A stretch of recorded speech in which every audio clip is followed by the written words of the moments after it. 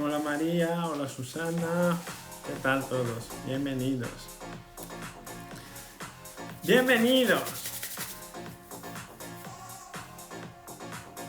Profe Aldo, estoy esperando nuestro directo. Cuando tú me digas, guapetón.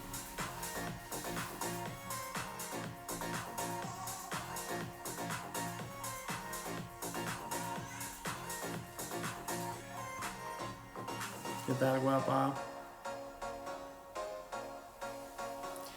El sueño de la peque, bueno, va mejor.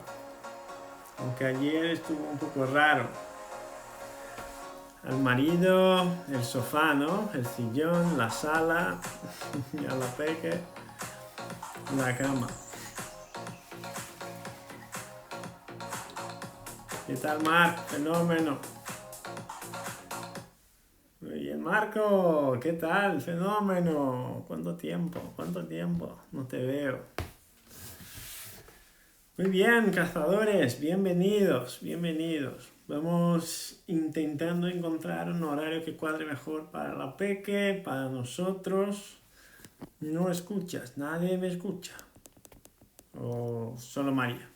¿Se escucha ahora? María.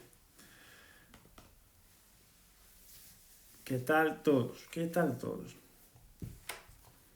Alguien dime algo, si se me escucha o no.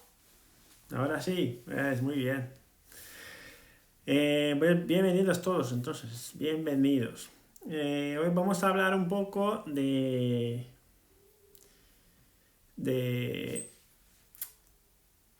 la variabilidad de la frecuencia cardíaca, pero desde una perspectiva distinta. Julia Mauri, te debo una contestación, ¿no? Una respuesta. Y pues luego lo haré. Es decir, después del directo de hoy, ya lo haré.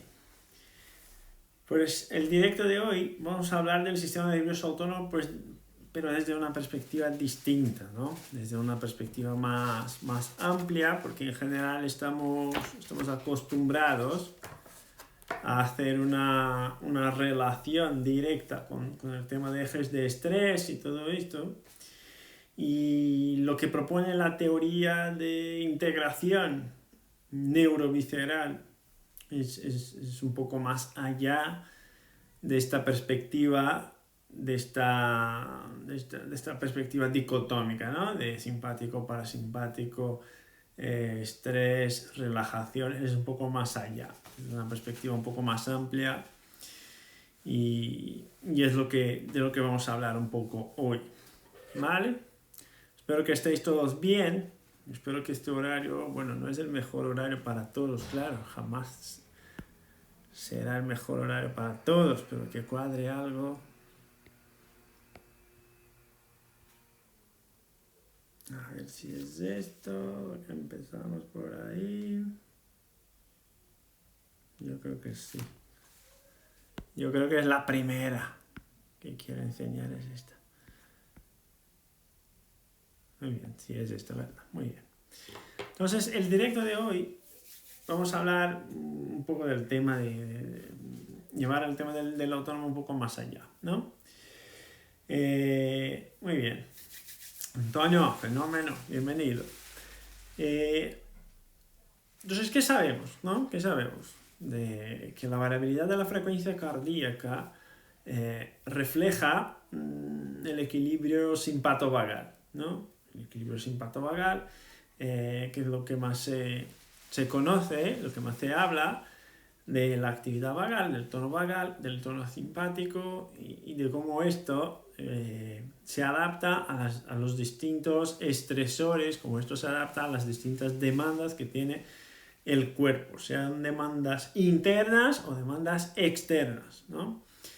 Entonces, cuando decimos, bueno, estoy estresado, estoy agotado, estoy fatigado, estoy, lo que sea, cansado, esta ya es la perspectiva de respuesta, ¿no? Este es el resultado final de una serie de eventos con los cuales el cuerpo tuvo que trabajar, y si se salió bien o si al final se salió más o menos, es la sensación que tenemos al final. Es decir, estoy más estresado, estoy más cansado, estoy más contento, estoy más... es esto.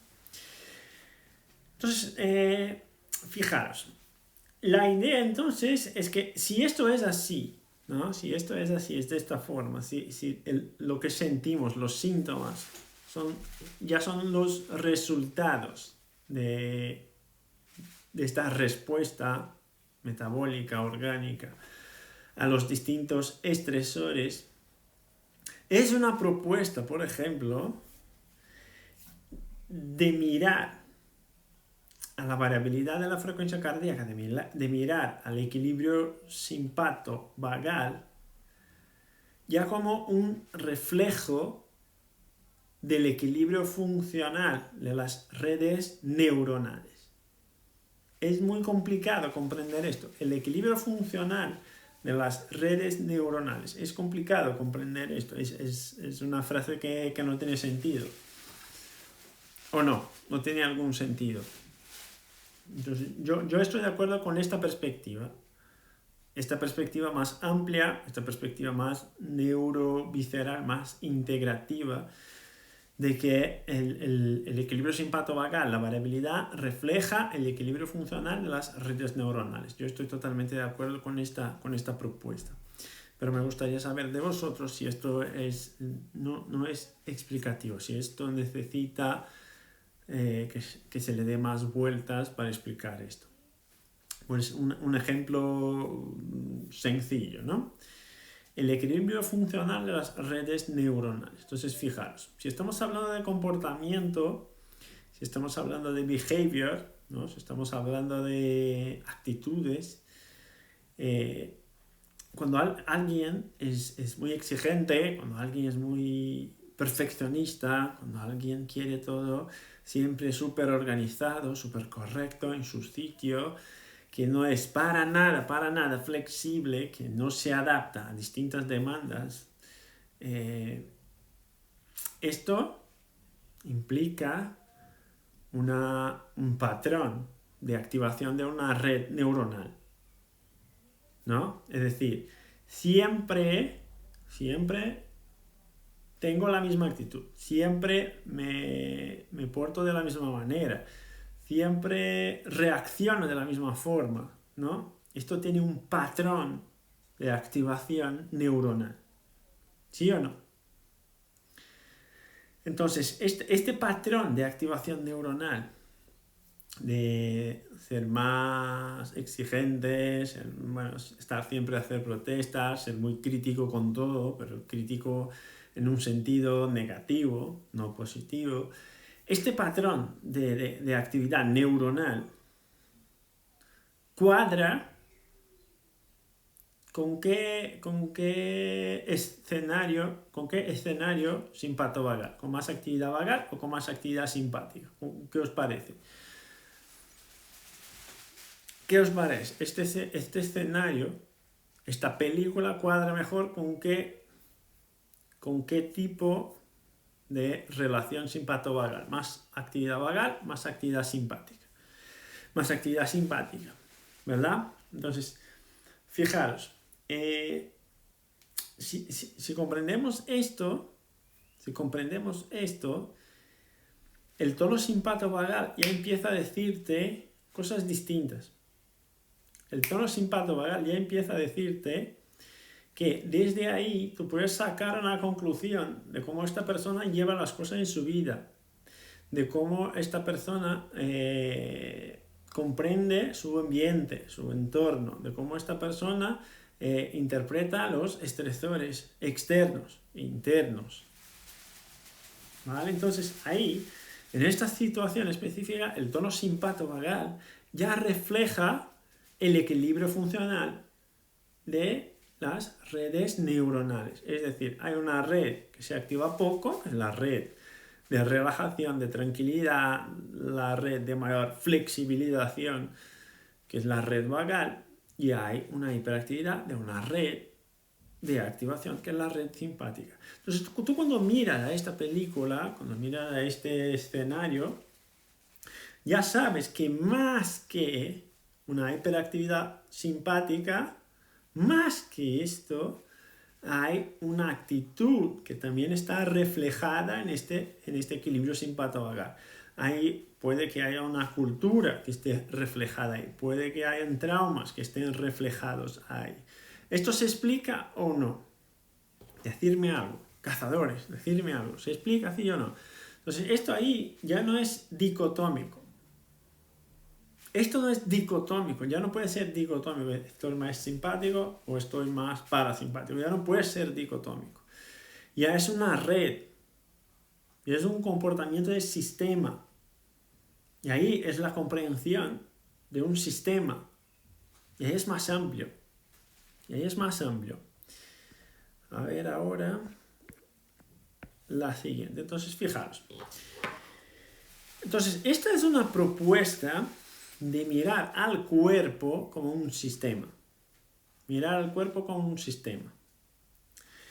Y ahí viene la pregunta, ¿qué es un sistema? ¿No? Bueno, un sistema es algo, es una configuración de múltiples subsistemas que integrados al final van a generar una unidad, ¿no? Entonces, múltiples subsistemas integrados generan una unidad. Entonces, ¿qué es la unidad del cuerpo humano? Es el sistema neural, ¿no? El sistema nervioso central, el sistema nervioso periférico, el sistema nervioso autónomo, es el sistema hepatobiliar, el sistema gastroesofágico, gastrointestinal, el sistema inmune, el sistema cardiorrespiratorio. Esto es un sistema que está compuesto de múltiples subsistemas. ¿Ok? Entonces, fijaros la frase, ¿no? Fijaros en esta afirmación o en esta perspectiva. Porque si tenemos en cuenta que un sistema está formado por múltiples subsistemas, al final lo que compone el sistema son los múltiples subsistemas. Pero si yo valoro uno de estos subsistemas de forma aislada, la suma de todos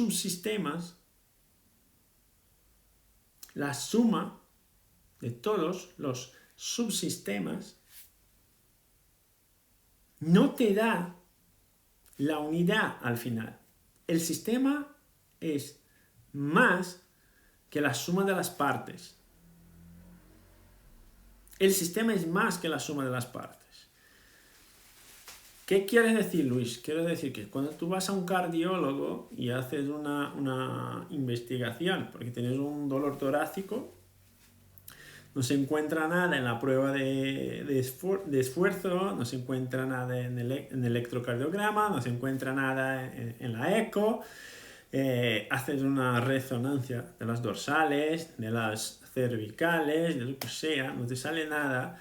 Entonces luego te vas a un gastroenterólogo y buscas si hay algo abajo que puede estar generando este dolor torácico y no encuentras nada.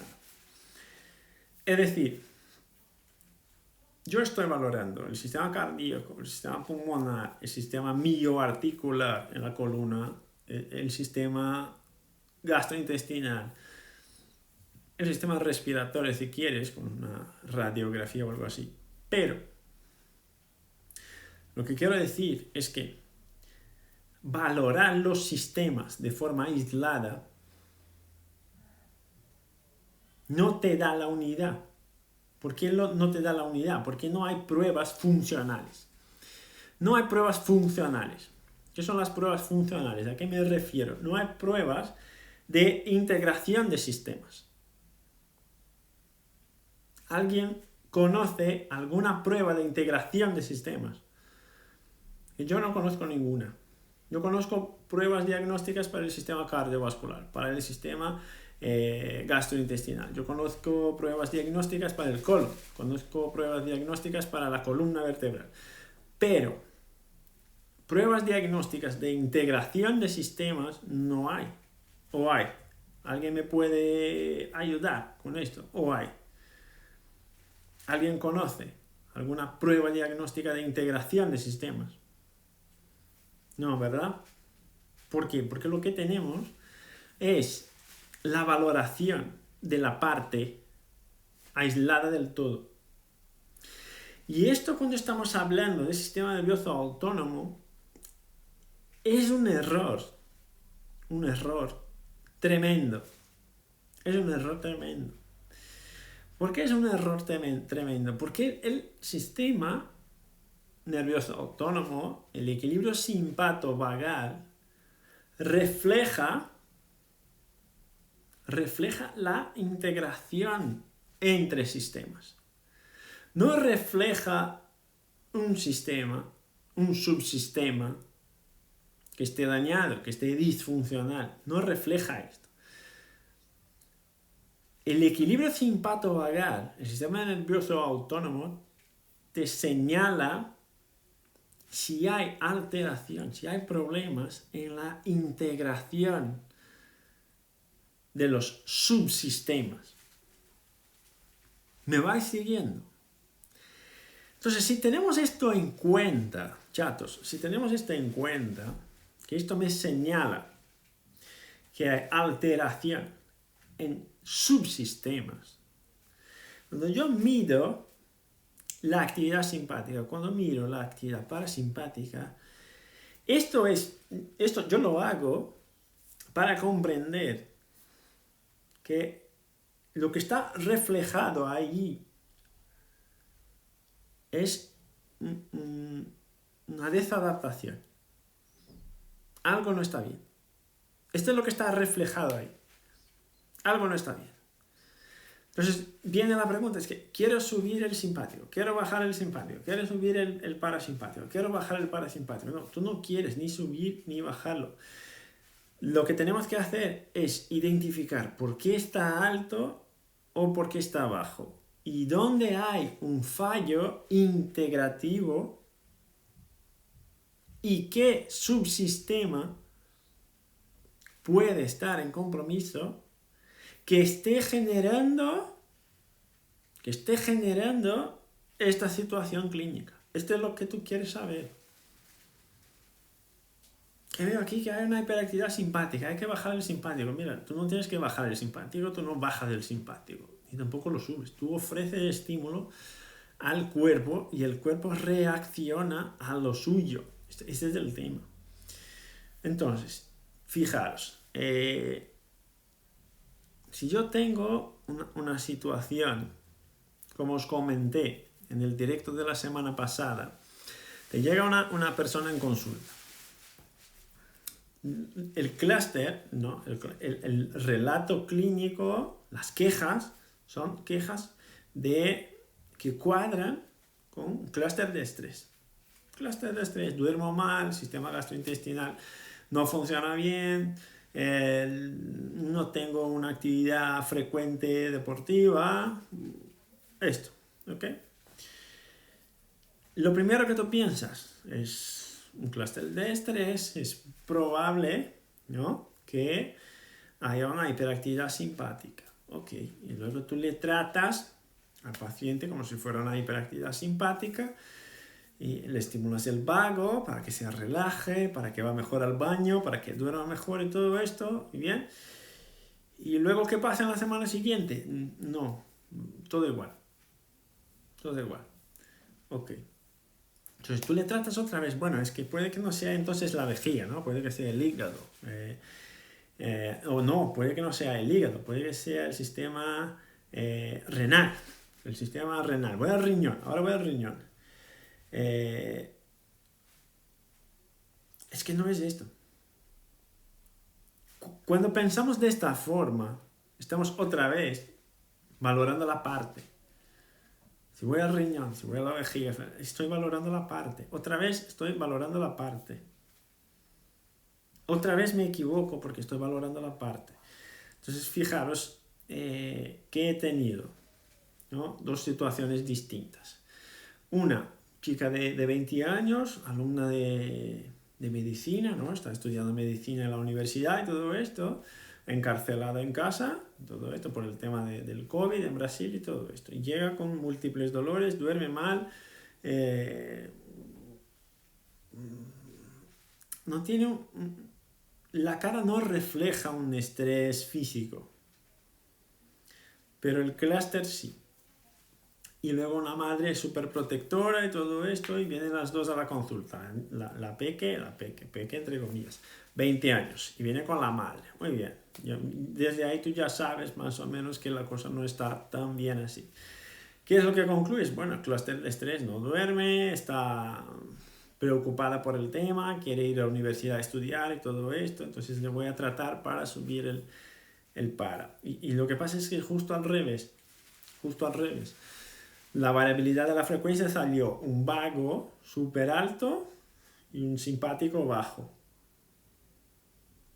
Y si no me cuadra, Luis, si no duerme la tía, ¿cómo puede tener el vago alto? Este es el tema. Este es el tema. Es la integración de los sistemas. No es un sistema aislado, es la integración de los sistemas. Como os comenté en la última semana, ¿qué pasa? Cuando hay fatiga mental, cuando hay un agotamiento mental, porque tú estás súper cansado, porque estás estudiando muchísimo, porque te estás dedicando mucho para hacer una oposición o algo así. Cuando esto es mental, la primera respuesta que tienes no es una respuesta simpática, al revés, es una respuesta de un aumento del parasimpático. Entonces, en general se le diría a esta peque, bueno, tienes que meditar, tienes que respirar, no, justo al revés, ella no tiene que meditar, no tiene que respirar, no tiene que nada, es que tiene mucha energía interna y está intentando manejar esto con la cabeza. Aún más, está estudiando en casa, que es súper complicado.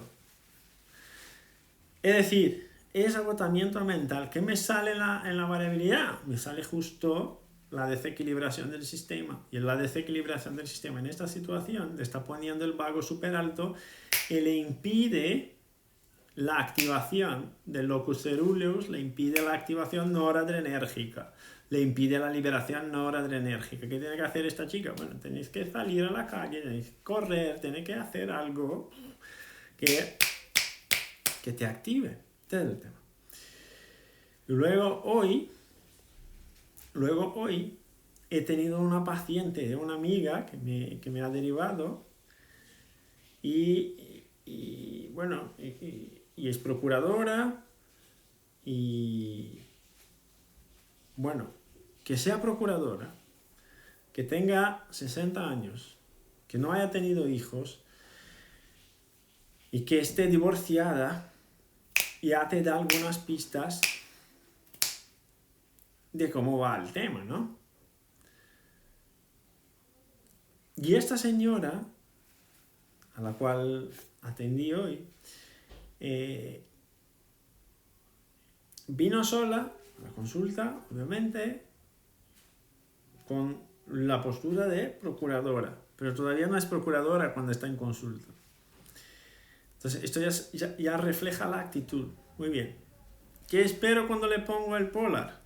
Cuando le pongo la banda para verificar la variabilidad, yo espero que cuadre con la actitud, que cuadre con lo que veo, que cuadre con este perfil. Y al final cuadra perfectamente. Un eje de estrés súper alto, un vago súper bajo, estreñimiento y duerme mal. Es decir, las dos duermen mal. Pero por razones distintas. El fallo de integración del sistema de la peque es que tiene mucha energía y no puede liberar la energía. Y está intentando controlar todo esto con la cabeza, mantener la cabeza centrada, mantenerse organizada y todo esto. Y me sale el vago alto. Muy bien. Y viene la procuradora y ¿qué pasa? Que un procurador, a él no le hace falta callarse por nada. Entonces no intentará regular nada por aquí. Entonces habla lo que tiene que hablar y un montón de situaciones le enfada, le molesta. Y cuando le molesta, habla que le molesta.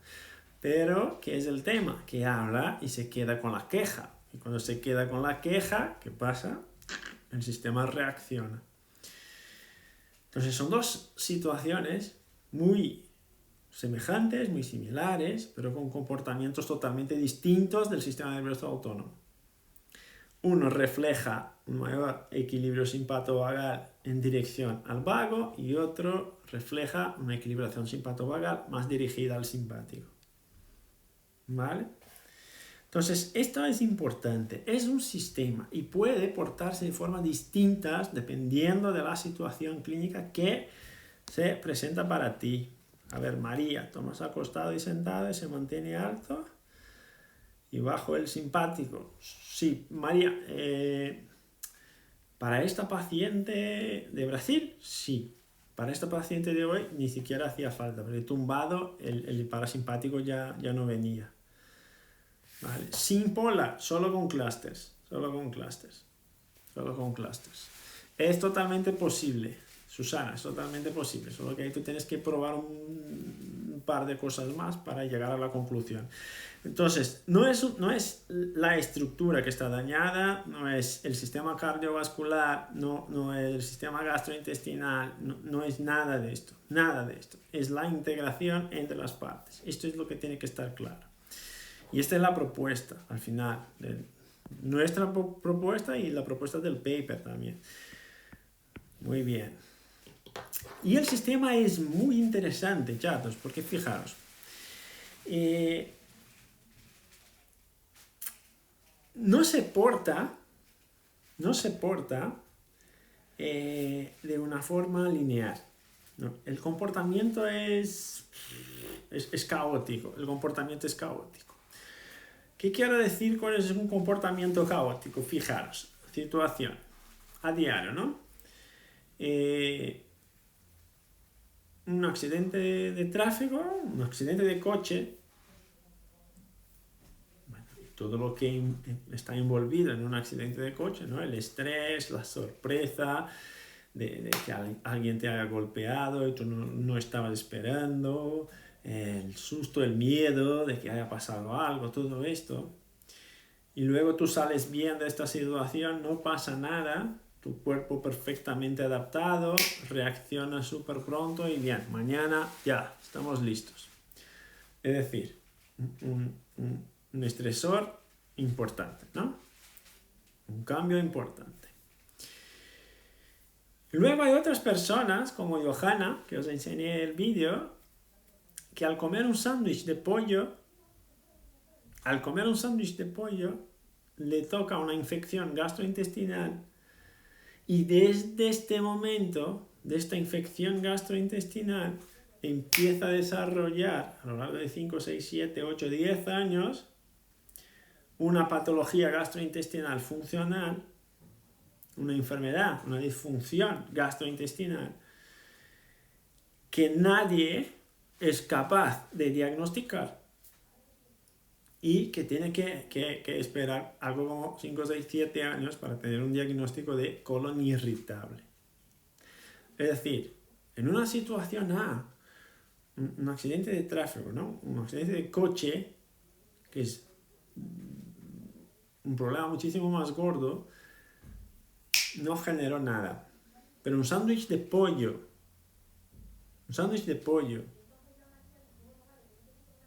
puede generar una hecatombe en el sistema. ¿Qué quiere decir esto?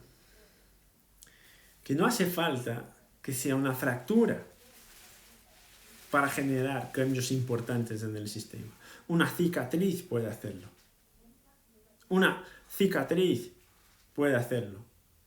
No hace falta una fractura en la pierna. No hace falta. Una cicatriz abdominal, una cicatriz pélvica puede hacerlo. Es suficiente. Es decir, el sistema no se porta de forma lineal, de forma constante. Es decir, cuanto mayor el estresor, cuanto mayor el daño, mayor la desequilibración. No. ¿Os dais cuenta? No es esta relación. Cuanto mayor el daño, cuanto más peligroso, peor me adapto. O peor la respuesta. No es esta la situación. No es esta la situación. Hay gente, policías, bomberos, enfermeras que trabajan súper bien. Cuando están bajo presión, bajo tensión, todo ahí, todos a hablarle en las orejas y todo, es que tengo que reaccionar pronto, y reacciona súper bien, súper pronto, pero cuando está en esta situación. Luego llega a casa y tiene que relajarse y, no sé, su hijo o su hija, dile una tontería, hace una broma y se enfada y se estresa y es una hecatombe y es el final del mundo y es caótico y es que no aguanto más de esto. ¿Os dais cuenta? Son estímulos totalmente distintos. Totalmente distintos. Y la intensidad no importa mucho.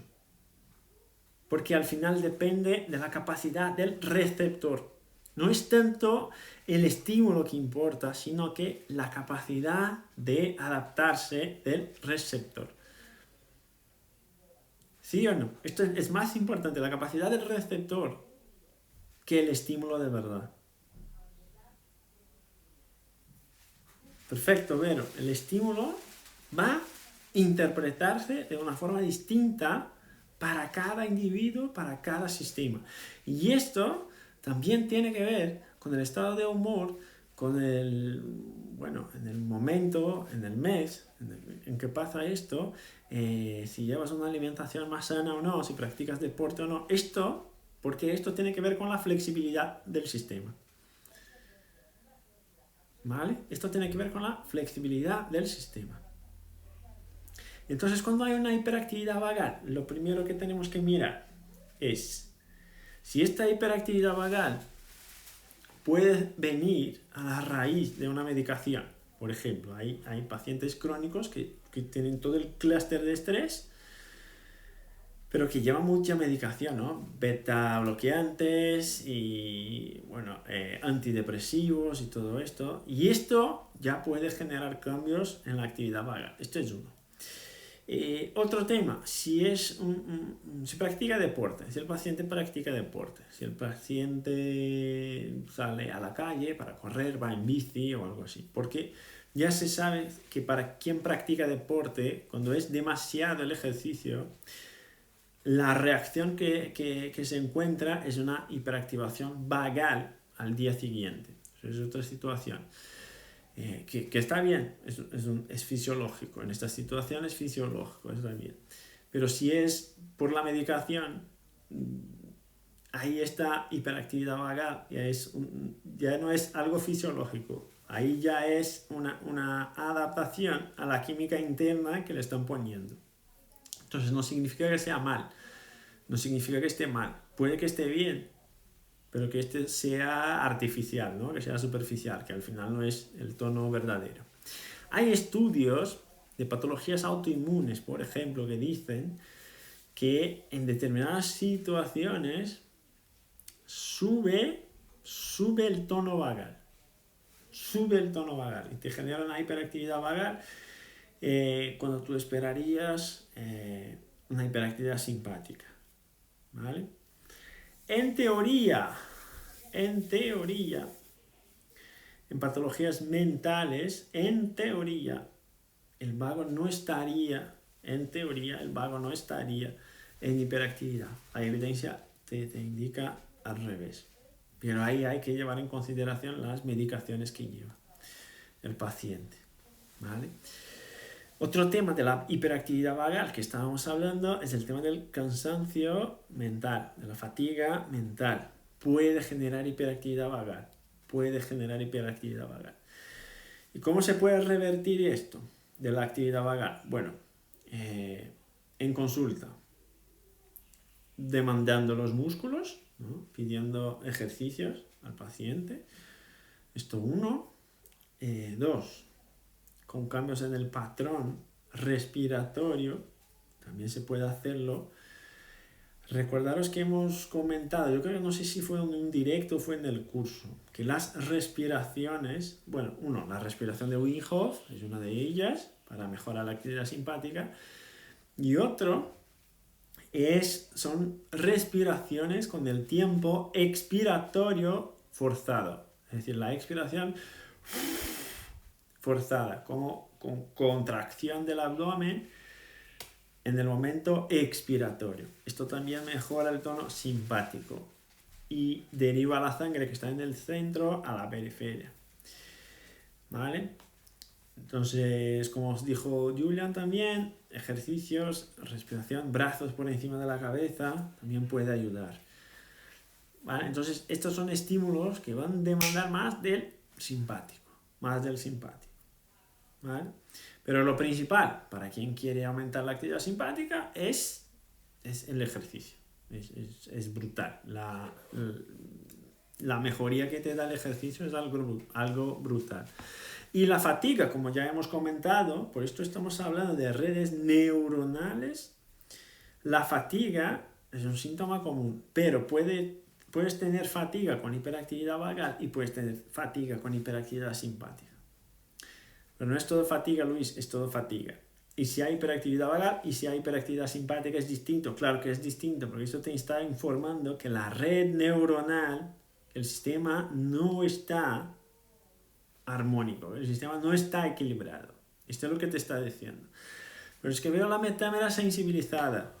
Es que veo que hay sensibilidad en la piel, en el dermatoma,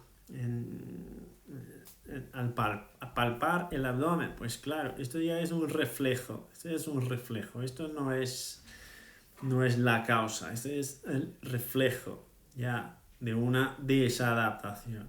¿Vale? Entonces esto es importante tener en cuenta. Porque ahí vamos más allá del simpático y el parasimpático. Ahí vamos más allá. Entonces, ¿qué tenemos cuando hablamos de SMA, chatos? Hoy ya se empieza a hablar de aferencias, que es una bendición. Al final estamos hablando de aferencias hace 3 años y hoy empiezo a escuchar otros profesores, otros osteópatas hablando de que hay aferencias. Pues perfecto, pues finalmente hubo un cambio en la interpretación de todo, ¿no? Pero ahí tenemos que cuidar un poco la progresión. ¿Cómo vamos a progresar el tema? ¿Por qué tenemos que cuidar cómo vamos a progresar el tema? Porque fijaros, un compañero de Brasil me comentó, no, Luis, es que tengo un paciente así, que está alterado, su equilibrio simpático-vagal está alterado. Ok, con hiperactividad simpática y bajo tono vagal, pues perfecto. Yo le pregunté, ¿tú qué crees que es? Pues yo creo que es el hígado. Pues mira, ahí ya tenemos problema. Y él me dijo, pues, ¿cómo que tenemos problema? Pues claro, porque tú estás echando la culpa a una estructura. Y de verdad, el sistema debería ser capaz de adaptarse al cambio. Sea lo que sea, haya lo que haya, el sistema debería ser capaz de adaptarse. Si el hígado está sufriendo y además de estar sufriendo el hígado, tú identificas que hay un cambio en la equilibración simpato-vagal, está perfecto. Esto nos está diciendo, hay un punto de debilidad, un punto de fragilidad hepático, esto es uno. Hay una desadaptación del sistema que al principio probablemente fue capaz de manejar todo esto, de controlar todo esto, pero en algún momento, sea por la cronicidad, sea por la intensidad del estímulo, sea por lo que sea, en algún momento este sistema ha perdido la capacidad de adaptarse. Y al perder la capacidad de adaptarse, su punto de mayor debilidad, su punto de mayor fragilidad va a presentarse. Pues estoy aquí, soy el hígado. Y luego el otro será el riñón y para el otro será el intestino. Pues cada uno tiene el suyo. Pero cuando tú dices es una cadena de hígado y el paciente tiene el simpático alto, tú estás derivando al simpático la responsabilidad sobre el hígado y no es así. No es así. ¿Por qué no es así? Porque para que el simpático esté alto, quien le está demandando es la desadaptación del sistema. Y ahí el simpático sube, o el parasimpático sube, lo que sea. Pero es la desadaptación del sistema. Y tú le estás echando la culpa a un sistema, que es el sistema hepático. Y te equivocas. Te equivocas, porque hay gente que tiene problemas de hígado, de verdad, que tuvo hepatitis, hay gente que tiene esteatosis hepática y todo esto, y no sufre del hígado. Y no sufre. El hígado se adapta bien. Y este paciente que tú me estás comentando no tiene cambios en las analíticas, las pruebas diagnósticas no te dicen nada, pero la función hepática va mal. ¿Esto qué significa? Que el entorno del hígado no está bien. La comunicación que llega al hígado no está bien. Y entonces pensamos, pues idiota, si la comunicación no está bien, ¿qué es simpático y parasimpático? Es que hay otras vías de comunicación, cazadores. ¿Qué otras vías de comunicación son estas? Decidme vosotros. ¿Qué otras vías de comunicación son estas?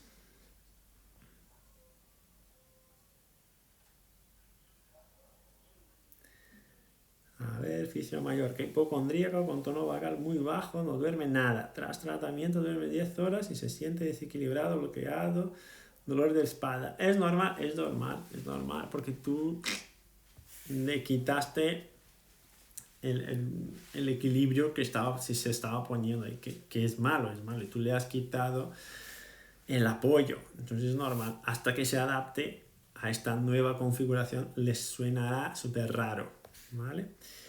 María, el tema es que hablen para no quedar como desactualizados y no tienen mucha idea. Es verdad, María, esto es verdad. A mí no me gusta decirlo, pero es verdad, María.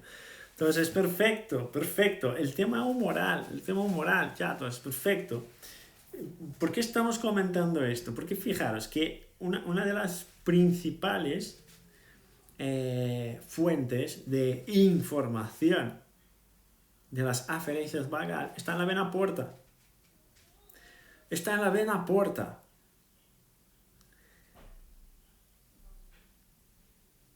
Está en la vena porta, claro, está en la vena porta. ¿Y esto qué significa? Que la sangre de los intestinos, la sangre del bazo, todo esto llegará a la porta. Y cuando llega ahí, le informa al vago. Y el vago reacciona. El vago no dice, dame más actividad parasimpática, dame más actividad simpática. El vago dice, mira, red autonómica central, mira, hipotálamo, la cosa aquí abajo está así. Ahora, ¿qué tienes que hacer? Lo decides tú. ¿Y esto por qué? Porque fijaros, esto pasa en dos tiempos. Pablo, un abrazo, mi hermano de Brasil. Esto pasará en dos tiempos. El primer tiempo es el reflejo medular. Y todas las vísceras tienen su control reflejo en la médula. Todas ellas. Tienen su control reflejo en la médula. Es decir, es un reflejo que pasa en la médula, ni siquiera se entera de lo que está pasando, que está arriba. Esto va al cuerno posterior de la médula y vuelve el estímulo y está perfecto.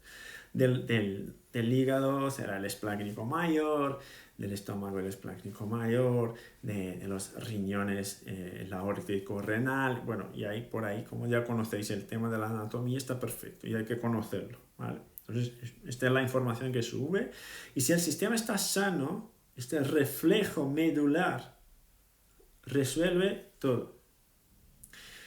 Cuando hay una disfunción, cuando hay alteración de la variabilidad de la frecuencia cardíaca, esto significa que este cuerno posterior de la médula, que esta metámera, por mucho tiempo ha sido demandada y ha aguantado. Y ha corregido lo que había que corregir. Pero ya no es más capaz de hacerlo. O porque ahora el limiar de excitabilidad, el umbral de estímulo es muy alto y ya no da cuenta de hacerlo. O porque ya es demasiado tiempo, o porque algo más, o porque algo más se ha puesto en el sistema y el sistema ahora no es más capaz de aguantar. ¿Ok? Entonces, se supera la capacidad de adaptación de esta vía, que es la vía refleja medular. Cuando se supera esta capacidad de adaptación, ahí la vía alta tiene que entrar. Y cuando entra la vía alta, ahí la cosa ya es más sistémica. Y ahí entra el equilibrio simpato-vagal. Entonces, fijaros, cuando la información llega a la red autonómica central, llega al hipotálamo, es porque la equilibración interna ya no está buena. Ya no está buena. Entonces, si miramos esto simplemente como una desequilibración simpato-vagal, es que el parasimpático está alto o que el simpático está alto, al final no estamos diciendo nada, porque es el reflejo de todo. Entonces, si hay un hígado que no funciona bien, esto significa que no llega una buena cantidad de sangre, o a lo mejor que no sale la cantidad de sangre necesaria para un buen metabolismo. Esto significa que quien tiene que accesorar, que tiene que auxiliar el hígado a hacer su función, no lo está haciendo, o que hay demasiada demanda para el hígado, o que las estructuras internas, las fascias, por ejemplo, de revestimiento, no le están proporcionando la nutrición visceral adecuada y esto le está haciendo daño. Al final, es la integración del sistema gastrointestinal, es la integración del sistema hepatobiliar lo que va a generar una disfunción, más la desorganización que pasará en el cuerno posterior de la médula, más la respuesta adaptativa alta. Porque si esto ya es crónico, esta respuesta adaptativa alta ya ha sufrido neuroplasticidad. Y ahora, aunque ya no haya estímulo, como la neuroplasticidad mantiene la red neuronal activa, tú sigues en el mismo patrón, aunque no haya amenaza. Y el simpático sigue alto y el parasimpático sigue bajo, o al revés. Entonces ahí ya es el sistema central ya está en compromiso y el sistema hepatobiliar seguirá en compromiso si tú miras simplemente a la equilibración simpato-vagal. La equilibración simpato-vagal es el reflejo, el espejo de lo que pasa dentro, de la parte interna. Esta es la propuesta de este paper que yo estoy totalmente de acuerdo. Entonces, fijaos, hoy nos estamos dando cuenta de que hay aferencias. Bueno, claro, es que siempre hubieran aferencias, siempre estuvieran ahí. ¿Qué es lo que nos falta hoy? Cuando decimos, es que las aferencias, esto está muy bien, me encanta, el corazón me late más fuerte y me da una alegría ver esto. Que luego a veces viene con una tristeza, que es la tristeza, cuando la gente dice es que la aferencia vagal que viene por aquí y que la aferencia esplácnica que viene por aquí, ok, estas son las únicas fuentes de aferencias que tenemos, vagales y esplácnicas o humorales, es la única fuente de aferencia que tenemos, o hay más aferencias que esto, chatos, o hay más aferencias que esto. O hay aferencias incluso más importantes, dependiendo del tema, incluso aferencias más importantes. ¿O hay más? ¿Qué opináis? ¿Son solo referencias biológicas? ¿Son solo referencias bioquímicas o eléctricas? Aferencias eléctricas, bioquímicas, mecánicas. ¿Son solo estas aferencias que nos importan? ¿O hay más que esto? ¿Qué opináis vosotros? Que yo creo que son las principales. Que son las principales, porque para que todo lo demás haga sentido, para que todo lo que tú haces aquí tenga algún sentido, hay que mirar el entorno, perfecto. Hay que mirar las creencias. Estos son aferencias. Si tú llegas en una clínica y no me gusta porque no hay aparcamiento, no tiene buena pinta, no te gusta la cara del terapeuta, no te gusta la ropa que lleva, no te gusta el ambiente. Esta es la aferencia, en un primer momento, es la aferencia más importante, porque es la aferencia que te va a permitir con terapia manual acceder al sistema. Esto es más importante en un primer tiempo. Luego, cuando todo esto está bien, ahí tú tienes la oportunidad de trabajar el segundo tiempo, es decir, quiero trabajar la integración del sistema hepatobiliar con el sistema gastrointestinal, con la red autonómica central. Pues vete a ello, porque todo lo demás te ofrece la condición de hacerlo. Y ahí la estimulación vagal tiene sentido, y ahí la estimulación esplácnica tiene sentido.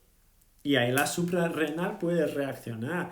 Y ahí la catastrofización, la ruminación puede bajar, porque todo el entorno está controlado. Ahí el toque, la terapia manual, tiene su papel, pero solo hay posibilidad de hacer su papel, de hacer su trabajo, si todo el entorno está controlado. Si no, no. Si no, el paciente está en defensa. Si está en defensa, ¿qué va a pasar? Tú le pones la banda de polar, te sale el simpático a tope. ¿Por qué está a tope? ¿No? Porque tú no has controlado las variables externas. Este es el tema. Este es lo principal de todo. ¿Vale? Hoy atendí a una chica que sufre de cefaleas desde el parto. El tema es que 2 años antes perdió a un bebé de 2 meses. Tenía variabilidad alta, quedó fijada en este loop. Sí, esto pasa muchísimo, María. Esto pasa muchísimo. Y ahora, para apuntarlo, el tono simpático, cazadores, si queréis apuntarlo, obviamente. El tono simpático es un tono más fásico, es más fásico. El tono parasimpático es más tono, de verdad, es más tónico, es una actividad más constante. Entonces, si queréis apuntar, el simpático es más fásico, el parasimpático es más tónico. Está apuntado esto. El simpático más fásico, el parasimpático es más tónico. Es decir, el esplécnico mayor, esplécnico cardiopulmonar, esplécnico menor, esplécnico imo, esplécnico lumbar son más fásicos.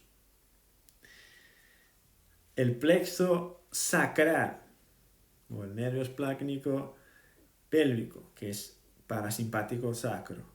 El vago, que es el parasimpático del cuerpo, cuello y todo esto, son más tónicos. Son más tónicos, ¿ok? Entonces la actividad vagal es más constante, la actividad simpática es más fásica. Muy bien. ¿Y por qué me importa esto, Luis? ¿Por qué me importa esto? Yo quería hablar de SNA, es que estamos hablando solo de SNA. Es que el SNA es la prueba diagnóstica para la equilibración interna. Esto es lo que estamos diciendo. Fijaros por qué esto es importante. Porque cuando hay un eje fijado en hiperactividad simpática, cuando hay un eje fijado por lo que sea, por una infección, por un trauma, por una inflamación, por una desadaptación del ambiente interno, cuando hay un eje fijado en hiperactividad simpática, lo que antes era fásico, ahora es tónico. Lo que era fásico, ahora es tónico. ¿Sí o no? Lo que antes era fásico, ahora es tónico. Entonces la gente siempre pregunta, ¿cuál es el problema, ¿no? De tener esta hiperactividad? Es que la hiperactividad simpática consume la estructura. Tiene un coste energético súper alto. La hiperactividad simpática tiene un coste energético súper alto. Este es el tema. El coste energético es súper alto. Y algo que debería venir eventualmente, ahora viene de forma constante. Entonces, ¿qué empieza a pasar? Empieza a facilitar fibrosis, empieza a facilitar la alteración del ambiente químico de la víscera por la vasoconstricción. Empieza a pasar una red neuronal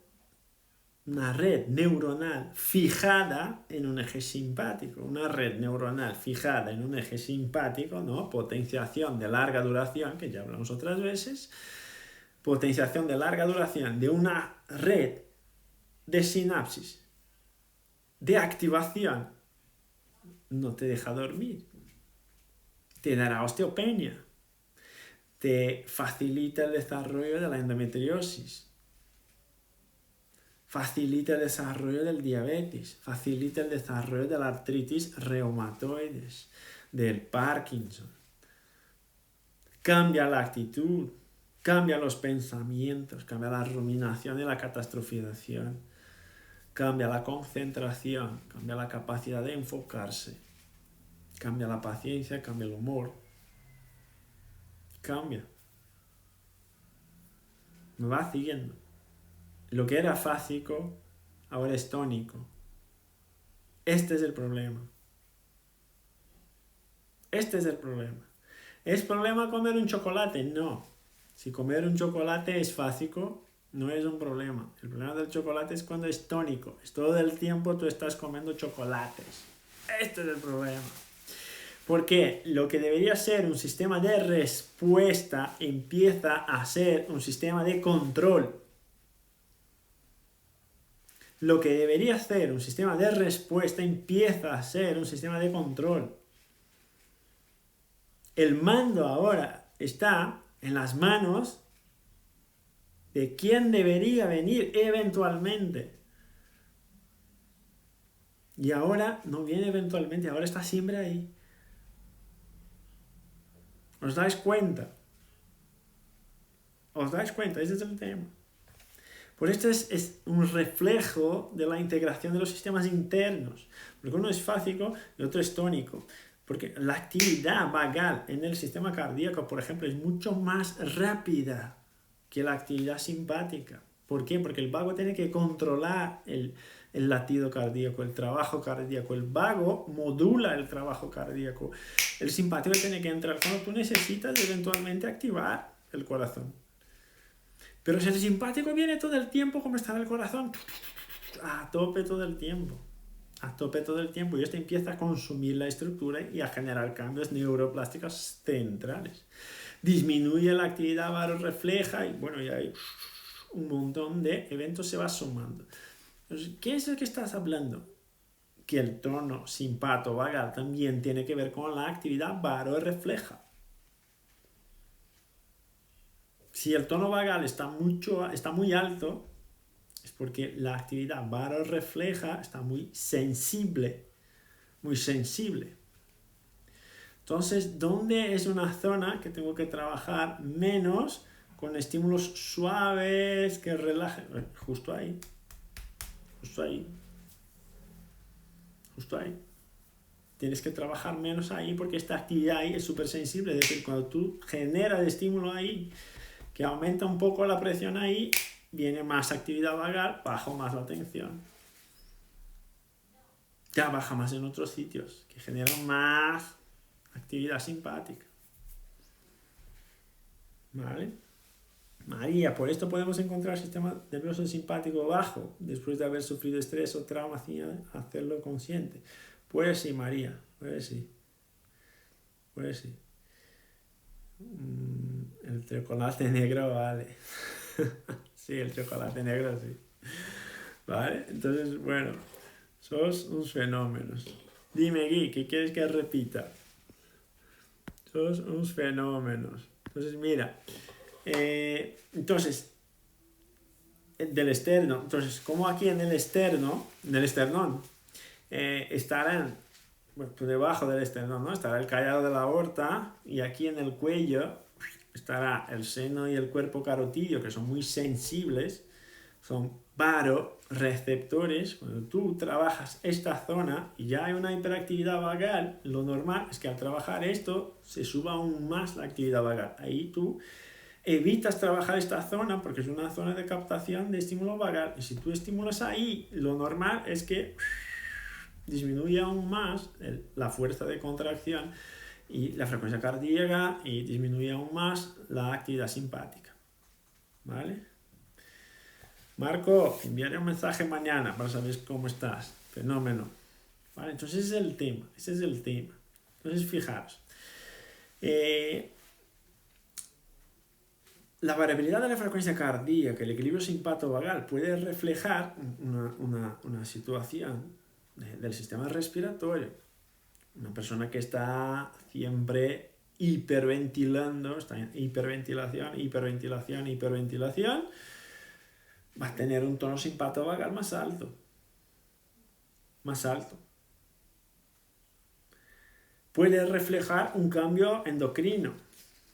Y aquí tomé apuntes para decirlos, para no equivocar. Pues, por ejemplo, esto ya sabemos, ¿no? El cortisol tiene una relación opuesta, reversa, a la variabilidad, ¿no? Cuanto más alto el cortisol, más baja la variabilidad. ¿Vale? Esto ya sabemos. Ahora, los estrógenos suben la actividad parasimpática. Esto es importante tener en cuenta. Los estrógenos suben la actividad parasimpática. La progesterona sube la actividad simpática. ¿Vale? La oxitocina tiene una relación también con la actividad parasimpática. Entonces es importante. Cuando hay cambios endocrinos, esto se va a reflejar en el eje simpato-vagal. Y ahí, ¿qué te importa? ¿El eje simpato-vagal? No, el eje simpato-vagal es el diagnóstico. Es la forma de llegar a esta desequilibración. ¿Vale? Es la forma de llegar, el espejo para que tú le puedas mirar antes de que venga la patología, antes de que venga la enfermedad, como ya os comenté en distintos directos, que antes del diabetes viene la disfunción autonómica, antes de la artritis reumatoides viene la disfunción autonómica. Esto es lo que te está diciendo esto. Esto es un espejo para que tú mires al cuerpo, no al simpático y parasimpático. Es una red, por eso es una red neuronal de conexiones, donde un cambio en la actividad simpática y parasimpática va a reflejar cambios en múltiples sistemas. Puede ser el sistema endocrino, el sistema inmune, el sistema metabólico, en múltiples sistemas. ¿Vale? En teoría sí, Bruno, esto depende de la capacidad del receptor. Es decir, si al paciente le parece bien que tú le pongas la mano ahí, en teoría sí. Si al paciente le agobia cuando tú pones la mano ahí, al sentirse agobiado, lo que pasará es al revés. ¿Vale? Y puede que tarde un poco porque algunos pacientes no tienen esta capacidad de brazo de bomba. Entonces, de verdad se cree que aumenta la tensión ahí, pero no. Y otros tienen inversión de la capacidad del receptor. El receptor que debería generar una respuesta vagal, genera una respuesta simpática. También hay esto. ¿Vale? ¿Qué pasa con las mujeres que duermen mal por los calores de la menopausia? ¿Cómo se explica? Que duerma mal por los calores, que es que la sensación somática le impide de dormir bien. Ahí tú puedes hacer una terapia integrativa del SNA para ver si cambia la respuesta por la noche. ¿Vale, María? Pero ahí es por la sensación somática. Lo que le impide de dormir y de quedarse relajada es la sensación de calor, más que otra cosa. ¿Vale? Entonces, como Instagram ya me va a interrumpir el directo, yo hablo demasiado, Ruby lo sabe, vosotros también. Tengo que acortar todo. Yo tenía algunas cositas más para hablar, pero ya no puedo. Se me interrumpe el vídeo y luego lo perdemos. Entonces, ¿qué os propongo? Estoy escribiendo esto para poner en papel, para publicarle todo esto, pero al final tardará un poco más. Pero, ¿qué os propongo? Mirar al sistema nervioso autónomo, ya no más como un eje de estrés o relajación, no es esto, pero como un indicador, como un marcador de la salud general del sistema. Cuando esto no va bien, algo no está bien. Algo no está bien. ¿Y cómo voy a saber qué es lo que no está bien, Luis? Ahí, cazador, es la capacidad clínica de uno. Y cuando eres cazador, ya sabes más o menos qué es lo que tú tienes que buscar.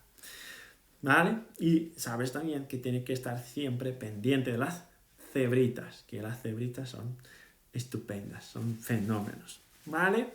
Muchísimas gracias a todos, espero que os haya gustado, estará grabado en YouTube en algunos minutos, algunas horas, y nos vemos en la semana que viene, ¿vale? Un abrazo a todos.